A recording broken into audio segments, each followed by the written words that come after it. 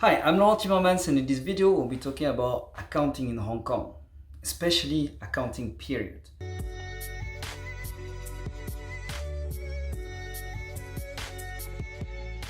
So when do you need to do your first accounting? You open your company, so when do you start? What happens? Well, what happens is that after the creation of your company, you will receive a letter from the IRD, the Inland Revenue Department, 18 months after the creation of your company. Okay, and this is your first tax return. Okay, when you receive this tax return, you have to fill it in, send it back to the IRD, and here we are.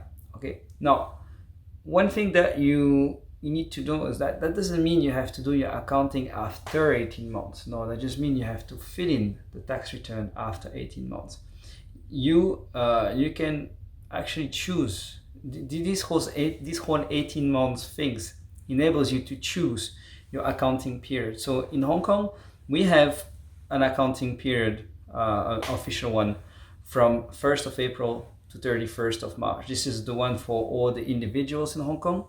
And you can choose to align to that one. You could say, okay, I will do from 1st to 31st. But actually, you can choose another accounting period. You could say, look, I like calendar year, like me. I like to do my business on the calendar year. So I do January to December. But now you could think, you know what? I have a business where I have a lot of sales towards the end of the year. So I would like to close my account in the mid of the year. You can do it as well. So you can choose your accounting period. This is why the Hong Kong government leaves you 18 months before filing your first tax return. And then you can, it helps you to choose your tax year. So if you open, let's say in February, and you want to close your accounts in December, you can do it. So it will be a short accounting period of around 10 months. Now, if you are like, oh, you know what, I opened in February, but I would like to catch the next official fiscal year of Hong Kong. So I want to close on the 31st of March.